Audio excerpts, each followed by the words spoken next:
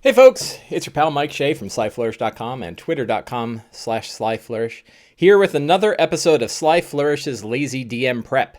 In this 1 hour Twitch show, I go through the steps from Return of the Lazy Dungeon Master right over there, while preparing for my weekly friendly local game shop game. In this case, we are playing Waterdeep Dragon Heist.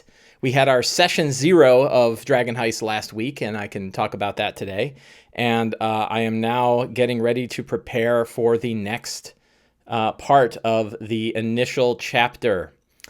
If you are in Twitch, you can say hello. I am watching the Twitch channel chat over on my other side of the screen here. King Butterfree says, good morning. Good morning back to you. And we can talk about all things D&D. We don't have to stick to just the agenda for the show, but I do have a game today, so I am going to prepare for that game. One thing I forgot to do was get my notes up for the game. So I'm going to do that right now. So we had our session 0 notes, and I'll bring that up. But what I need is the outline of our steps. So let's open recent. We will go with these notes, and we will bring them in here. I can't see. So this is Lazy DM Prep for Waterdeep Dragon. If you want to see what I'm doing, I'll flip over to the Sublime screen. Today's date is the 17th of February on the 2019. I had the mistake and had to fix a bunch of stuff. We're going to save this as, 17?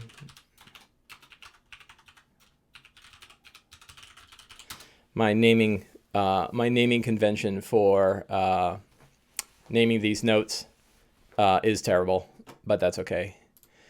Step Back History says, are you early today? Yes, I am early. So I am early because a friend of mine is coming into town and is joining in the game, and I want to get together with coffee with him before the game begins. So I wanted to run the show a little bit early so that I can kind of get out of here and go have coffee with him before we run the game. Oghara says, I recently played and finished Dragon Heist, and I was so let down by the adventure. Really false advertisement on the book. Yes, it is a poorly named book, if you ask me. There is no heist. And I think the number one bit of management, of perception management, is to tell your players this is not a heist. This is an investigation of a heist that took place perhaps 5 years ago, which I think can be interesting.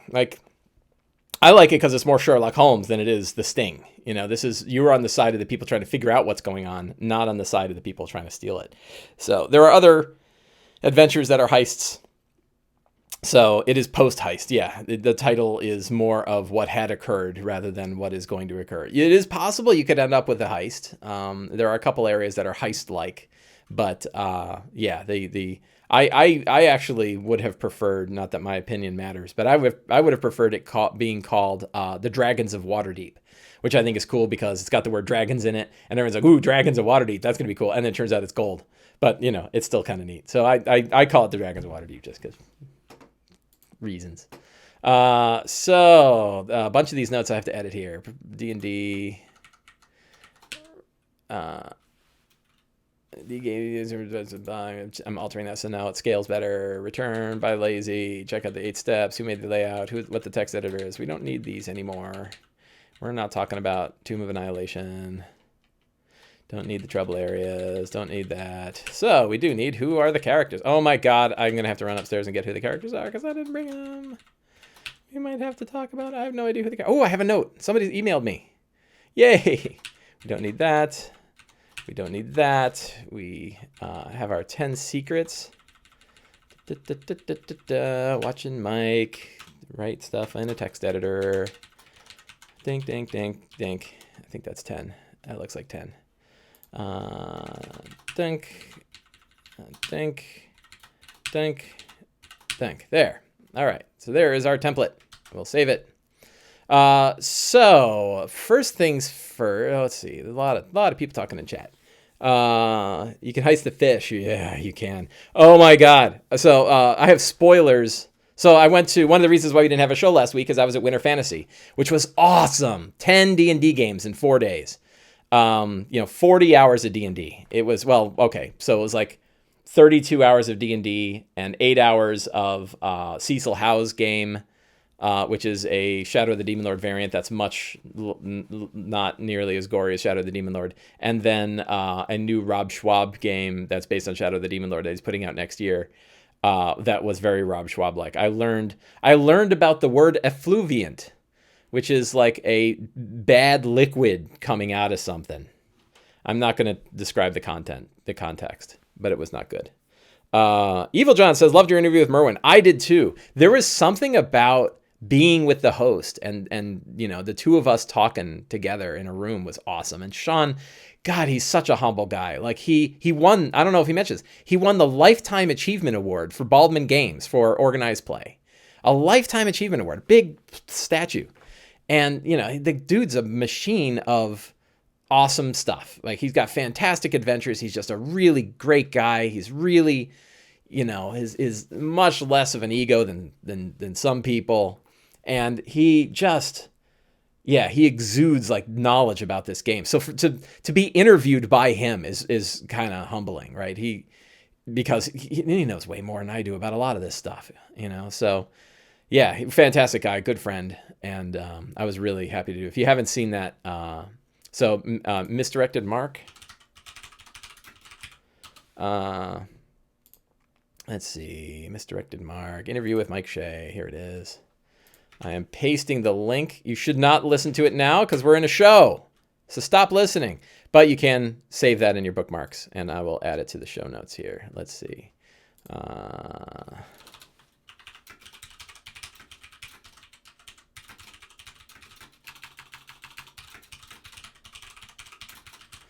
Really fun interview, and I got to talk about lots of things that I'm excited about. All right. Where the hell were we? Oh, we were reading chats. Text editor. King Butterfree says, what text are you using? It's right in the notes. That's one of the questions. Whatever am I using? Sublime. Everybody asks. That's why I put it there. Have him coffee with you on stream. Yeah, that'd be nice. If we lived anywhere close to each other, that'd be great.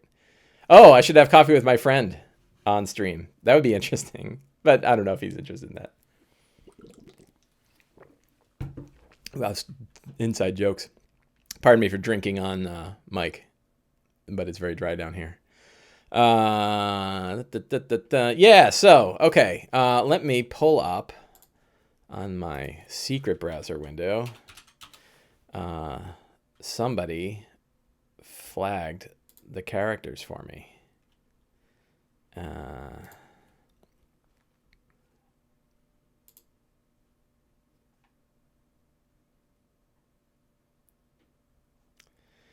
So we have, I think we only had 4 characters last time. So,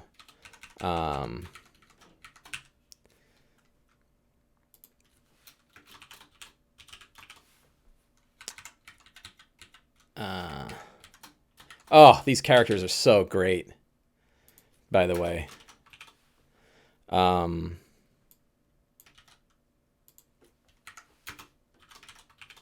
Really fun game. Pardon me, I'm just getting this organized here. So we have Lord Anton Greycastle, a variant Human Battlemaster Fighter, Waterdhavian Noble. Lord Anton,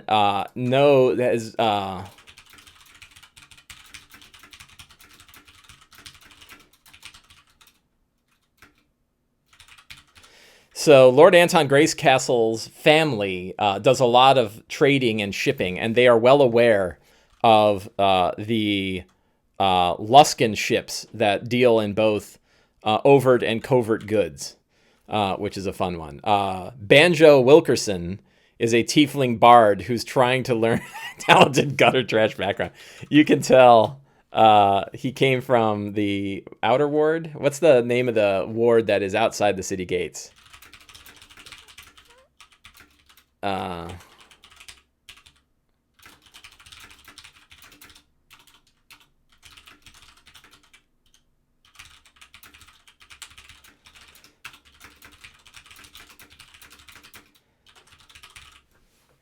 He's trying to invent a new kind of instrument, and nobody's taking him up on it. John the Grizzled is an old Dwarf Arcane Cleric. He deals in lore and knows that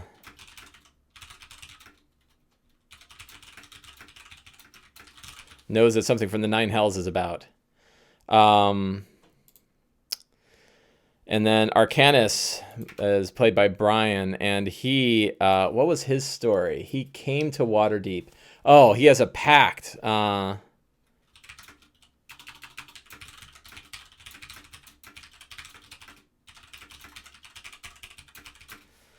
Came to Waterdeep to...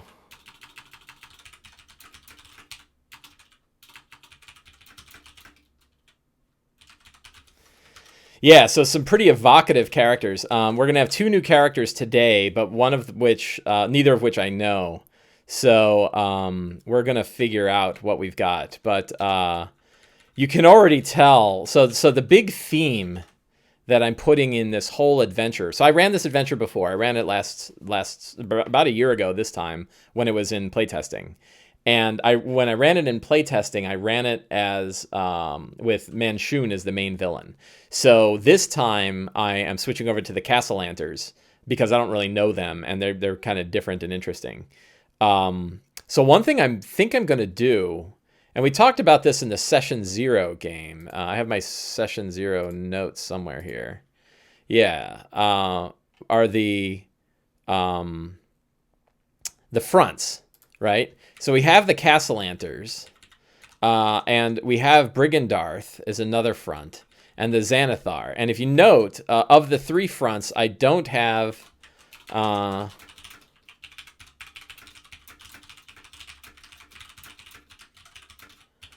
just making that up. I don't know if I'm going to keep that. I'm probably going to pull the Zinturum out. Yeah, Navy DM early today. Yeah, I'm meeting a friend for coffee about a half hour before the game, so I moved everything up so I could do that.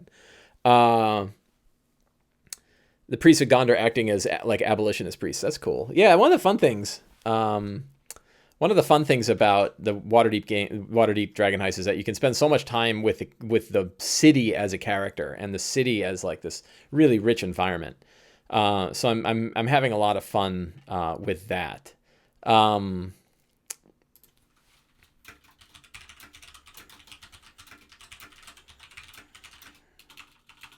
Spies for Luskan are watching. What's his name?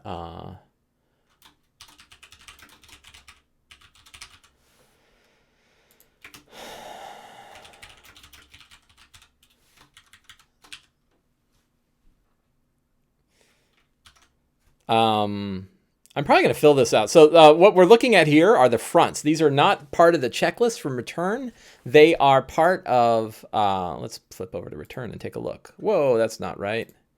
There we go. I shouldn't have that window up. Bang. So if we go to Session 0... running Session 0... So Chapter 17 of Return of the Lazy Dungeon Master talks about running the game for the first time. And this one doesn't have fronts, defining fronts. Where's fronts? You'd think in my own book I would know.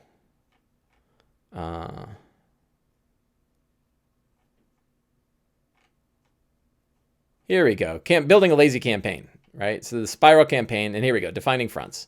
So the fronts are an idea taken from Dungeon World, a fantastic ode to D&D, and it took them from the game Apocalypse World, which is the known as PTBA, powered by the Apocalypse Games. And they have an idea for, instead of doing sort of big scale world building, you instead focus on the main drivers in the campaign, and then the 3 things that are the goal of that driver, and then the 3 indicators that they're heading towards that goal. So in our case, we have 3 drivers in the campaign: the Castlelanters, Brigandarth, and the Xanathar. Those are the main forces that are at play. There's other ones too, like Lariel Silverhand and the Blackstaff, but they're kind of aside, and they're not really the one. They're sort of reacting to what's going on more than they are major players. So each of these has a goal, right? The Castellanters need 500,000 gold to buy back the souls of their children. Or I think we're going to make that instead of also, we're going to make this, or they need to feed 99 souls to Asmodeus. I think we're going to switch that, and I'll talk about why. So the main front is the Castellanters and what they're doing. A secondary front is Brigandarth. This is Jarlaxle's group, and what they want it because they want to buy their way onto the masked. They want to almost legitimize. You can almost think of them like a funnier version of Michael Corleone, right? Like he wants to be legitimate, right? He's thinking like one day I could be the open lord of Waterdeep, and or I don't know if Jarlaxle wants to go that far, but he probably wouldn't mind owning a few masked lords. He may already own a few masked lords, but he can buy a lot of masked lords with 500,000 gold. So he's probably trying to do that. And I don't really know exactly what his grim portents are yet. I'm not thinking of that. The Xanathar wants to establish itself and sort of rebuild the crime empire, particularly when like the Zhentarim are causing a lot of trouble. So they're wiping out the Zhentarim. But I think we're going to change this to... so we can have the Zhentarim and Xanathar guilds are fighting in the street. But I think we're going to put the Zhentarim on the side. So instead of a clone of Manshun also seeking the gold, I think you're just going to have like the Zhentarim want to become the mercenary group that Dagalt Neverember took with him. They want to do that for Waterdeep. They look at the fact that Neverember has a mercenary army in Neverwinter, and the Flaming Fist are a mercenary army in Baldur's Gate. Why doesn't Waterdeep have a mercenary army instead of conscripts? And I think the Zhentarim kind of want that. But meanwhile, the Xanathar, and they're going to do it by trying to get rid of the Xanathar. The Xanathar is like, we could buy into this. So the Xanathar is more the clear front than the other one. So these are sort of the main players that are moving forward. And they're, this will probably be a bigger deal in sort of chapter 2. And again, I haven't spent the time to figure out all the grim portents. Maybe when we get through the game notes, I can come back to this. But even when I've got these fronts, it's more useful. Here's a little tip. For me, it is more useful to spend my time worrying about what the game today is going to be like than it is to worry about what the whole plot for the adventure is going to be. What's happening right now. So we're going to get back to our normal game notes. So let's see. We'll go back to Sublime. So we start our lazy DM checklist with who are the characters, right? These are the 4 characters that we've got in today's game. We look at the characters first because we want to put them in our mind when we're thinking about the whole rest of the game. We want them to matter. We want their backgrounds to matter to the game. And we want to be able to seed, in this case, like I put a lot of fiendish stuff into their characters. They all know that there's like a little bit of devil going on. In Brian Arcanus' case, his is a fiendish warlock, so he definitely has a tie to fiendish things that are going on. Then I have to think about like is Asmodeus a one of the fronts? Like maybe that matters more, right? Instead of like the Castellanters doing their stuff, what if I did a whole separate front for Asmodeus?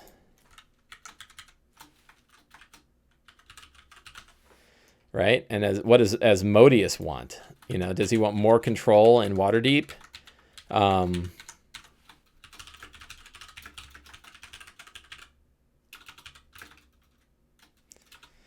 We can have that, and I can now, because we've got a fiendish warlock. There could be some fun ties in there. So I don't know how that's going to go. So the second step is the strong start. And if we look at where we are, okay, well, this is one we're going to think about, right? Let's go over, that's the wrong window. Let's go over here and we go to a friend in need. So our game ended. They met Volo. They had the adventure has a strong start. It starts with a tavern brawl and a troll coming up. In mine, I replaced the troll with a devil, and the devil beat the crap out of people. That felt really bad. Like Brian's character got knocked out with a single hit. He didn't die, but he was like, "What? I'm down. I had, he hit me for more than I have." So yeah, they all leveled to 2. By the way, I leveled them immediately to level 2 because level 1's a drag, and fighting all this stuff at level 1 is a drag.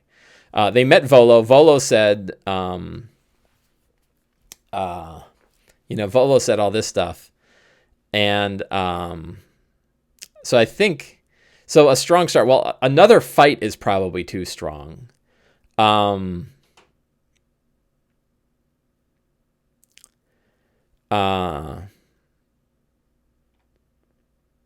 who was it? Somebody went up and slept with one of the Zinterim. The half-orc Zinterim. Whoops.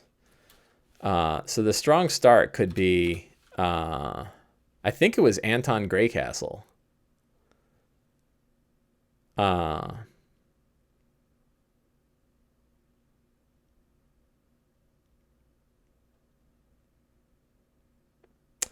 pondering, yeah, maybe.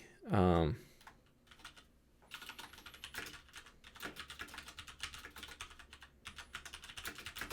her name, and she's probably an NPC.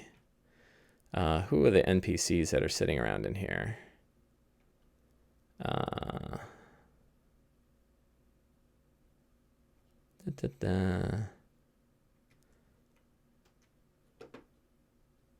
Yagra, right? So Yagra is she's a Zent thug, and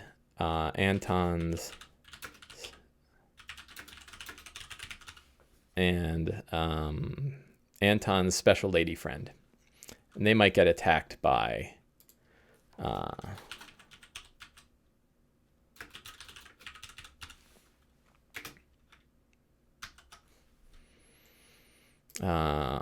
let me poke through the chat here. There's a lot of fun chats. Hydrate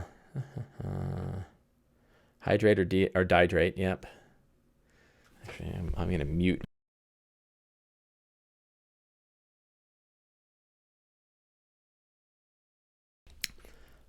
Diablo 3, Demon Hunter, and Witch Doctor in 5e, what would they be? I don't know. I'm not really one for class mashups. All of importers, obviously. Traveling entertainers, no drow here. Yeah. Navy DM says, what villain? I'm going with the Castlanters. So Jarlaxle is involved. I have all of them involved, but the Castlanters are the main villain, and there's lots of deviltry going on here. I'm going to talk about that too. So, what's his name? Volo.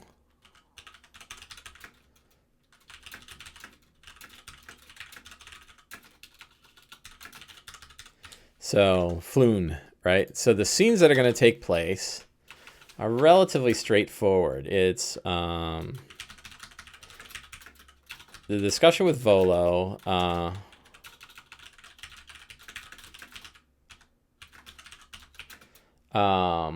What is the name of the crazy guy who works the Zablob?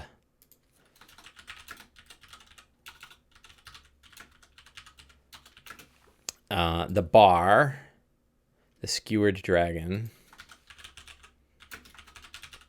and then the warehouse.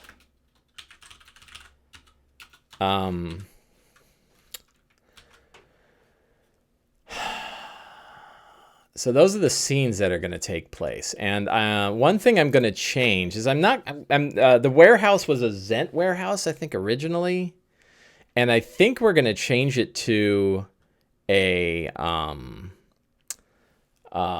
it's sort of a generic warehouse. It's not Zent's, but it's kind of run down and being used by different groups. And the people who used it wanted to keep themselves hidden, but thugs are known to go in and out. So the whole idea is like, so how do you, this is tricky because you kind of don't want to blow the thing right away. But the warehouse, this is interesting. Let me pull up the adventure. Again, another window. So I got two.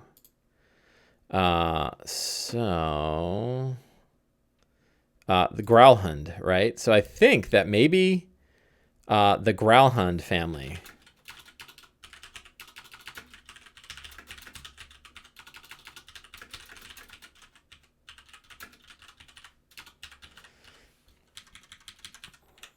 The warehouse. So I'm going to replace a lot of the Zent running around with crazy devil worshippers. So the fact is that the Growlhund family owned the warehouse, and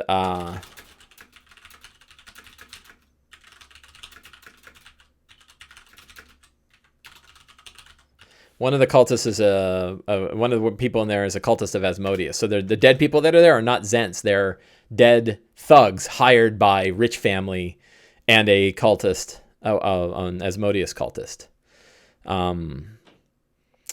So that's, I'm kind of pushing the Zent out, and I'm putting more of a focus on crazy cultists.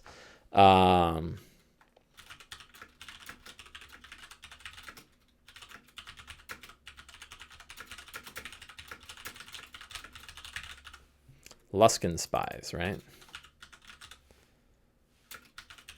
Luskan spies have been watching the docks. So we jumped right to secrets. All right, the steps. Who are the characters? What's the strong start? What scenes might take place? And what secrets and clues can the characters discover, right? You can look at previous episodes where I kind of dig through the steps in more detail. I should probably create a video where I just review the 8 steps, and then I can refer back to that video and be like, go watch this video. It's 15 minutes long and talks about the steps from Return of the Lazy Dungeon Master. I should probably do that. That'd probably be a good thing to do. That way I don't have to spend a lot of time in the show saying the same stuff that most people know. What other secrets?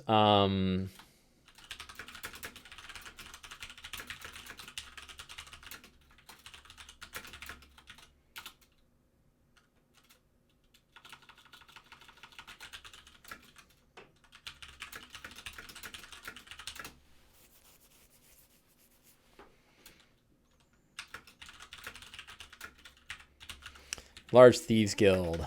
So there are Zents involved, but they're not running by Manchun, and they're not after the money. They're not really after the money. They just want to kind of make themselves strong. So it's a side. They're more of like an environmental thing going on than they are a major part of the plot, which might screw up some of my players if they know this adventure. They'd be like, aren't the Zentrum a big deal? I'm like, nope. Great struggle in the underworld.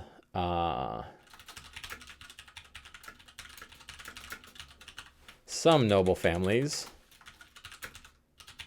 were ruined.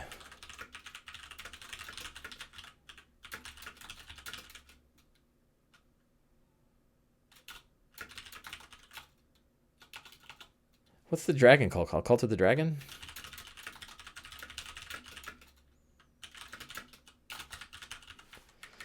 Some families were ruined when they backed the Cult of the Dragon during the War of Tiamat. Cult of the Dragon. Thank you, Navy DM. What other secrets can they learn?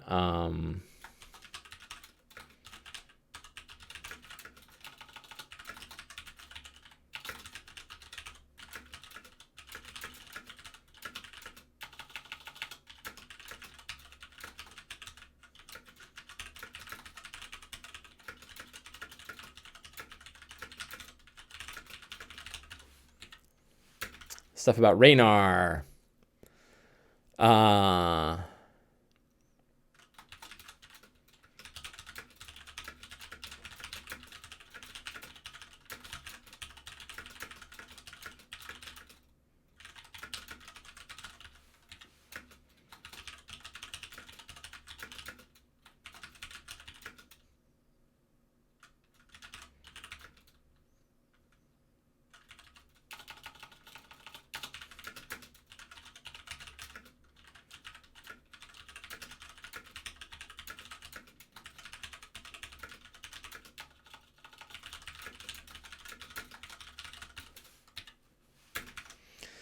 Mercenaries loyal to Dagald had a half-dozen heavily armed carts wheeled into Waterdeep during the War of Dragons. Fun little clue. What else? What other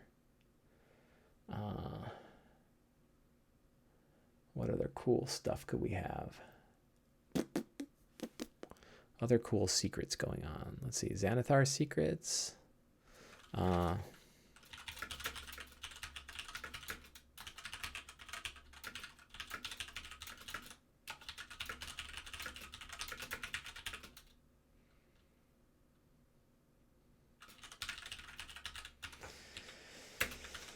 All the thieves of Waterdeep begun to band together in a single organization. Who's the other front? So we have do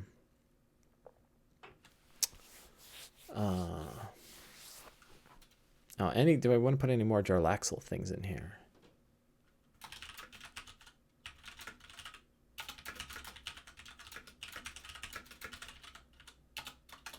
That's kind of boring. It's not really a secret, but whatever.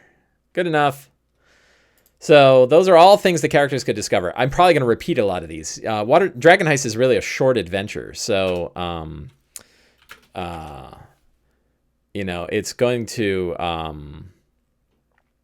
we're going to rip through it pretty quick. And so a lot of these secrets are probably going to repeat. Navy DM says, from a lore perspective, the Shadow Thieves of have long desired to be in Waterdeep, but constantly driven out by the Masked Lords. They could be making another play. That's true. And, that might be interesting to throw an NPC from that. But the trick there is, like, do I need another front? I'm already killing other fronts. But it might be neat they can meet a spy. So we have Volo. What other?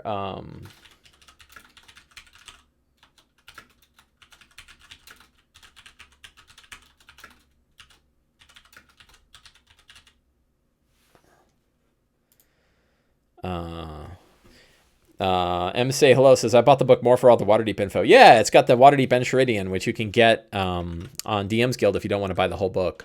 And it's good. It's a nice, fun read about Waterdeep. It's a palatable, it's a palatable read of Waterdeep. I bought a couple of the Waterdeep older books, and they're great if you don't mind digging through, but it's a lot of text. I forget, one of them has like 500 locations. You're never going to read all that, right? Like, and you're never going to remember. I'm not going to read it, and I'm not going to remember it. But when I have sort of this book that's like, here's the main stuff of the city, that's really useful. I actually told my group is all tied into my D&D Beyond account through the campaign. So I was like, here's a link to the Waterdeep Enchiridion. Read that and learn about the city, and then you'll enjoy this more.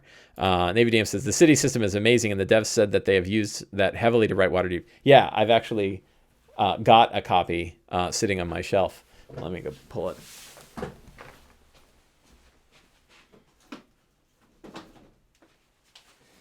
So yeah, two artifacts that I dug up, and I think I already had these. Was this book, which is Waterdeep in the North by Ed Greenwood. This is originally written FR1. Cover's a little sexist, but other than that, it's pretty good. And I can't remember. This one's just dense. Like, the writing is 3 columns. And just the writing is super dense. Like, I can't barely read it because it's short. And then the one that Navy DM was mentioning is this guy, which has a very cool cover. And this is a Waterdeep-based system. I think my friend, who gave this to me? Oh, God, names. A good friend of mine gave me this. I got too many names in my head right now. So this one has a whole bunch of... So one thing it has is an enormous map. Like, it's piled with maps.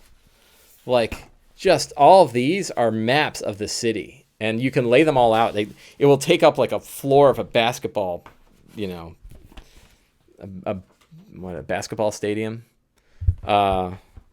But it's crazy big. So I have that. And I did use that when I ran it originally. But then I found out just the Enchiridion was good. So I'm pretty happy with the Enchiridion and everything that has. What fantastic locations might they discover? There's only one difference. So the warehouse is probably where they're going to go. Wrong one. So this is the warehouse. I got some fun things to show you today. Is that showing up? Yeah. So that's the warehouse, and maps done by Dyson. And the one thing I was a little, it's not exactly fantastic, is it? Like, it's a little mundane. Like, it's got crates and stuff. So I was like, what can I do to sort of make that a little bit better. And here's what I did. This is my warehouse. I set this up this morning. It took about a half hour.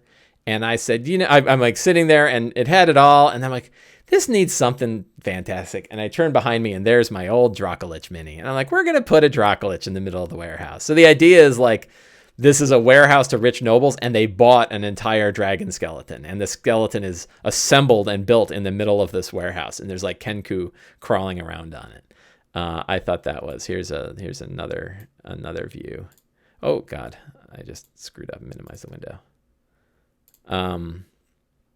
That is a top view of the warehouse. So it's got 2 levels. It's got little doors and little nooks and crannies. You can kind of see that it's got Kenku hanging out in there.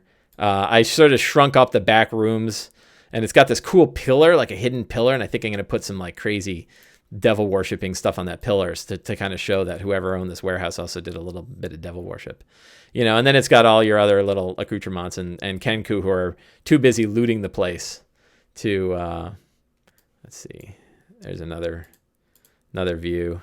It's a side view. That's the view of the balcony up above. And do I have one more? Yeah, here's another side view. So that's how it looks. Classic dragon cult maneuver. Yeah, so the idea is like, so here's the thing, right? Some of the noble houses were part of the dragon cult, so they probably had access to these things, right? And they have like a Dracolich statue that they used to worship. I think that's kind of a cool thing. So to me, that's my element of fantastic. Because, if you ever have like a warehouse, throw a freaking dragon skeleton in there. Throw something in there, right? Put a giant statue. Make a fantastic location. Make a location fantastic. A warehouse is not fantastic. A warehouse with a dragon skeleton in it, that's fantastic. So the cool bit is all this is built on Dwarven Forge. I'm not here to sell Dwarven Forge. But this is 2 12-inch plates with a little side thing. And you can take them apart and keep them assembled and fit them all into this box. So this is the box that I am taking with me when I go to the game shop. And the fun thing is I can't fit the dragon skeleton, so I'm just going to put it on top and let the players freak out when I walk in the front door with a Dracolich skeleton, a gigantic Dracolich skeleton on top. They'll be like, "Wow, we're level 2!" And I'm like, "What? I don't know what you're talking about." And that's fun. You remember what I did with the beholders when they were fighting beholders? I had like a beholder mini and then I put a tarp over it and like, there's a beholder under there. And then I pulled the tarp and it wasn't a beholder, it was another thing. And then it turns out there was another invisible beholder and it was like a shell game. Same thing. Like, you want to freak people out, just carry a dragon miniature around with you wherever you go. I have an Orcus miniature, right? And I just leave him around. Like, you never know when Orcus is going to show up. So yeah, so that's my fun, fantastic location.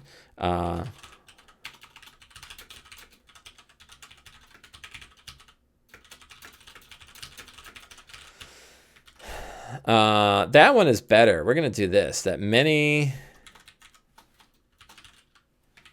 we already did it. That the Cult of the Dragon. Well, we'll keep that one. We already did that. Monsters they face. Kenku. Thugs. Cultist. Trolling players with miniatures. Yes. What magic items are they going to acquire? I don't think they're going to acquire a magic item here. It might be fun to put a magic item in here. I don't think there is one, right? When do they get a magic item? Somebody help me out. Remind me about magic items that they pick up. Is there anything in here? Treasure. Stolen paintings. Silver bars. Paper bird. What is that? Oh, that's cool.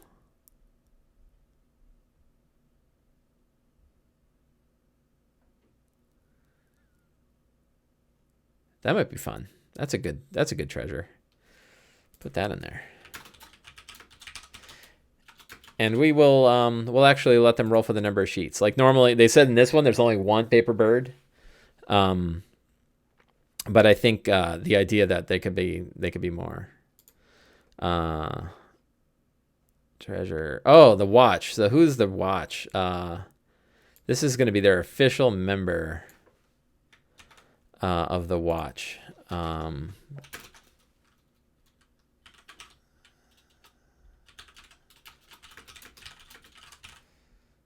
Evil John says, let's see, trolling players, inspiring or exciting players. I do that too. Just have a random large mini on the table. Giants work well. Should the watch have a front? They might, but I think they're just kind of dealing with the situation. So they don't have like a state they're trying to get to.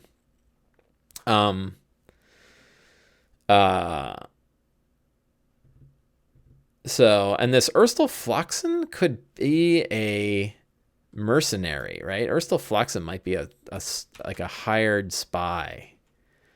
We should probably run that. I'm gonna throw another secret.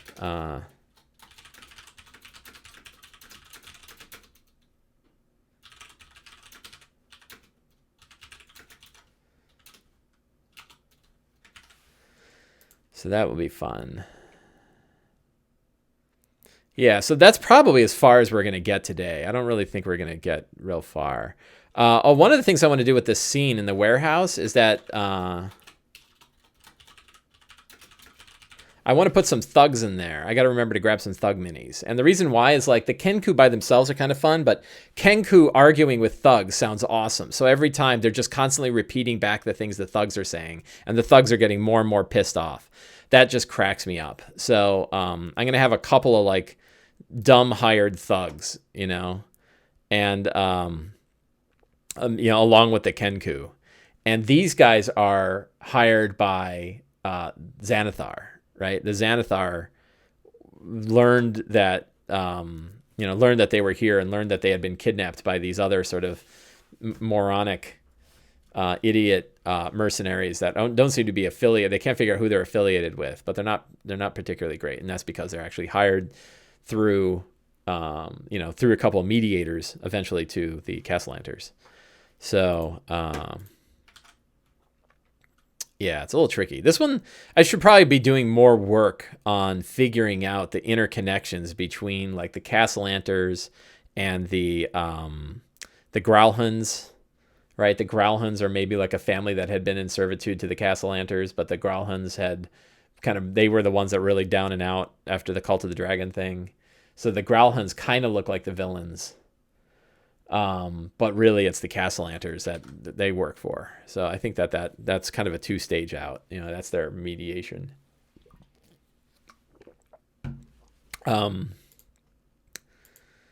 Yeah, I love the idea of Kenku Thug or Kenku Town Watch type NPC encounters. Yeah, they're just funny, right? They're constantly mirroring, you know, what other people are saying. Like maybe one of the thugs cuts one, and the Kenku just constantly repeats it back to them over and over again. That could be good. Paper Bird sounds like an interesting magic item. I mean, they're only level 2. They don't need to get, you know, the +3 Vorpal swords yet. So there we go. I think I have enough here to feel comfortable with my game. We're going to select that, and we're going to mail it to myself. Whoops, let's not open my email up in the open chat, should we? Where's my secret chat? There we go.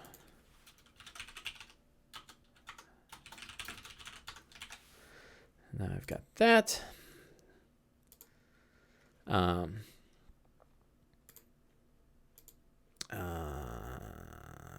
don't need that anymore. Yeah, so pretty solid. So now we can kind of think. So first of all, so we've got 12 minutes left in the show today. Are there any D&D topics you guys want to talk about? Anything interesting that's going on, other than the crazy controversies that are happening, which I really don't want to talk about in the channel today. But feel free to go dig into some pretty horrible stuff happened. Well, it's pretty horrible stuff has been happening for 5 years. It's come to light, and it's changed a lot of stuff. If you want to know more about that, go hit Twitch. Go hit Twitter. You'll see all about it. What else? Stay away from that for sure. So what other D&D news is coming out? There's the rumor about a new hardback book based on Saltmarsh, right? Sinister Secrets.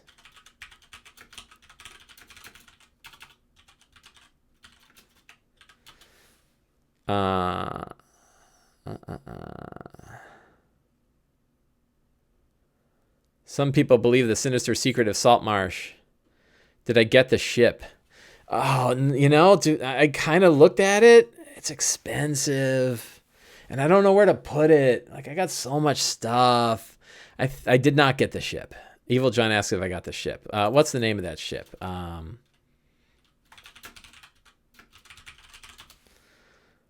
Here it is. That's the ship I assume you're talking. That's a pretty badass ship. Man, you're tempting me. Yeah, Evil Jen says, I bought one and I don't know where to put it. Well, I presume it's going to be worth it, it's going to double in value, in no time. These things do. Like, some of these big minis, I've got that like ancient red dragon mini that I bought 15 years ago or something, or 10 years ago. Where's a good place to even buy this? Oh, look, it's in stock. I could buy it right here. $250 though. But it's big, right? It's a great bit. Look, it's got a grid on it. It's got multiple floors. But I have like a flat ship. I've got, like, this is cool. I don't know. It's cool. Look, it's got things to crawl up on. You're right. If there's one for sale at my friendly local game shop, I will buy it to support my FLGS. Not because I want the giant ship. But man, I don't have any place to put it. Like, every horizontal surface in my life is filled with D&D stuff. I don't have room for that. So I think I'm going to have to pass. It's a display. It's very cool. Clicky, clicky. Oh, I have to click the add button. Hanging from the ceiling with wires. Yeah. Yeah. If it was more mud, I don't know. It's cool. But like, I've got an entire set of, Caverns Deep stuff coming, right? Like, I've got all this stuff is going to be coming any minute. Not any minute. It's going to be coming later this year. And I'm filling my house with Dwarven Forge things, like, yeah, those encounter graphics. I ordered a lot of this stuff, and now I got to find a place for this stuff. So I think I'm good. I think I'm gonna, I think I'm okay with accessories. And like, I don't use ships that often, but if you're doing Sinister Secret of Saltmarsh, if like a whole adventure took place on a ship, it would be good. There's plenty of times where I liked having a ship, but I have a really nice ship, like this is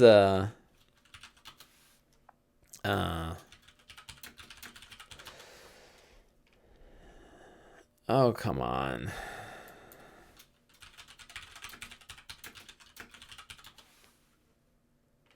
Right? So, oh, look at this. So here's the bigger ship. What is this?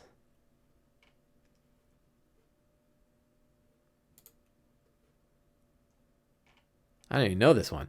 $5. Oh, plus $7 shipping.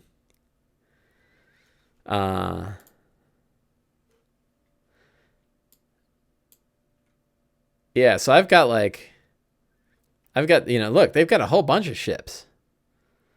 Right? Different kinds. So the Pathfinder flip mats. Oh, shit. You can't see what I'm seeing. Sorry. Let's see. Thank you. Does that work? There we go. So these are the Pathfinder flip mat ships. And they've got apparently big ones. Like here's, the classic ship. A big ship. All these guys. Here's a starship if you want a starship, a warship. Do they actually have map? They don't have maps of all of it. An armada. I don't know what a map pack I think is their, other ones. So like if you want a ship, like this is a way for, $12 to have a nice ship. And these are dry erasable, and what I like is take this. I use Toferati. Oh, hi Toferati. I use a big ship and it's run the map pack rocks. Is the map pack? What does that have in it? Isn't that little cards?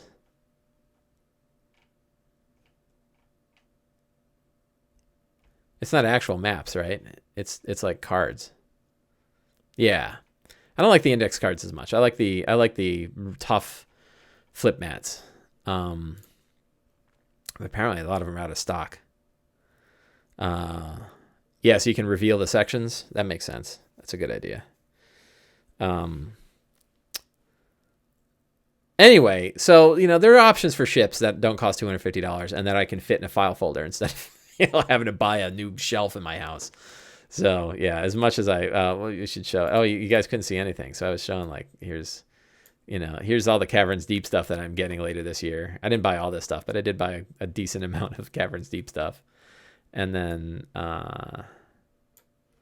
here is the, that was the ship everyone's talking about.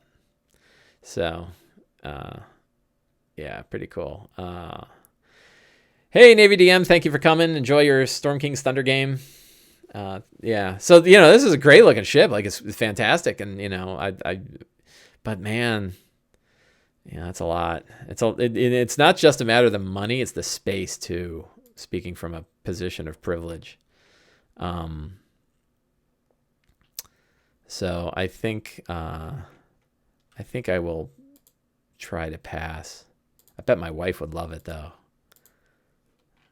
She loves D&D stuff. She bought me my first Dwarven Forge set. She got me hooked onto that. What else is going on? Yeah, anyway, so where are the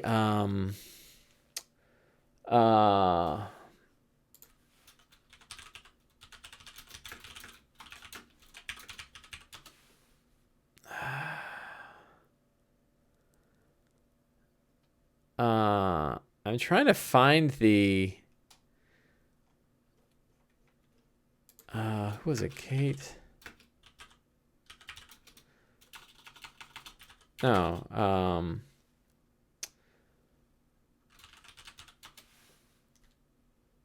yeah.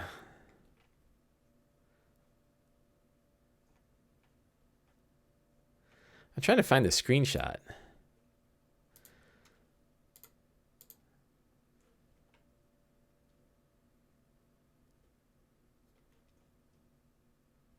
There was a screenshot that went out of the new, here we go. So this is like a new image of from their book. And people looked at it. Welch, thank you. People looked at it and said that these looked like they were coming from Sinister Secrets of Saltmarsh.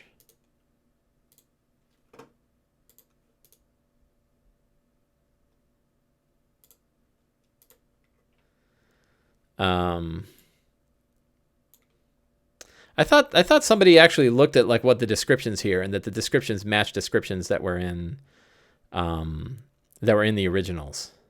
So maybe it's just speculation. I don't really know. These actually came from Wizards of the Coast. It even says Wizards of the Coast preview. So they, it's the page 27. What was the other page number? Page 17. So it looks like we're going to have some Sahuagin. And then you also had Chris Perkins did a whole thing about Sahuagin on Dragon Talk just this last week. So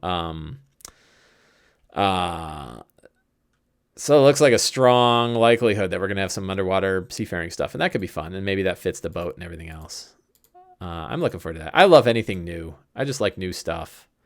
So I'm good, Let's see. I'm just closing windows up.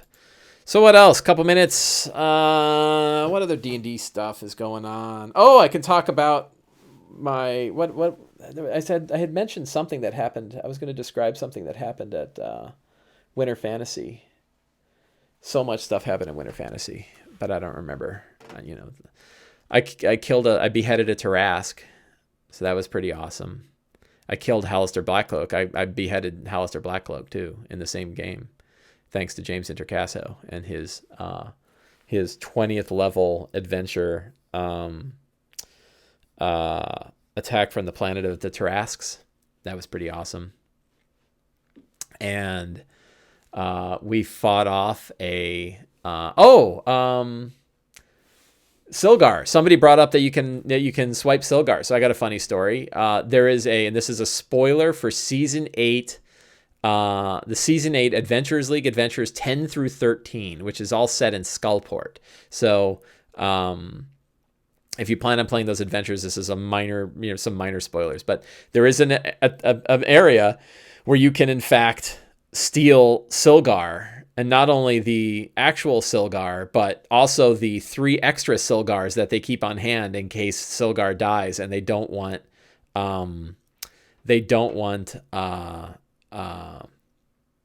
Xanathar to go crazy when he loses Silgar. So I stole Silgar.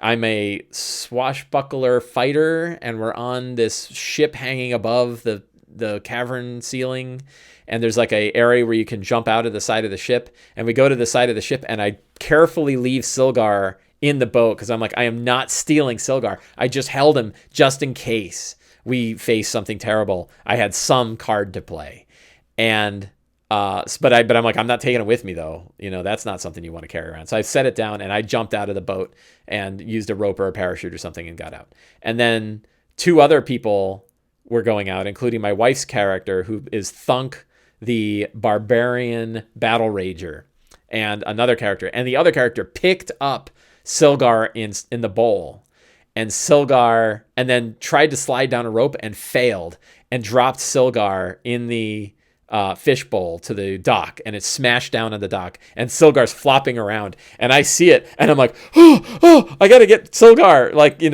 and then my partner Thunk fell on top of Silgar in his spiked armor and killed Silgar. And we're like, what did you do? Oh my God. We got to get out of this whole region of the world because it's going to burn. So, can you imagine? And we also had stolen the fake Silgars, which meant, well, they're all fake Silgars, but which meant the Xanathar is going to go crazy. And I'm like, if he asks, you did it. I will tell him right away. There is no, he doesn't need to torture me or charm me or anything. I will tell him everything. I will tell him everything we did. I will tell him everything you did. I tried to leave Silgar and you killed Silgar. So that was how we ended the adventure. It was hysterical. So much fun. So we had a really good time. I also faced 6 intellect devourers, which was not fun. So it is 10:30. I want to thank everybody for coming today. Thank you all for coming to the early show. Right, we had the early show today. But I want to thank everybody for coming, and we will. I'm just gonna put my little artwork up. Yay! Return of the Late Dungeon Master. We will be here again next week to talk about what happened in this week's session and to prepare for the next week's session. So I hope you guys have a great week and enjoy yourselves some D&D.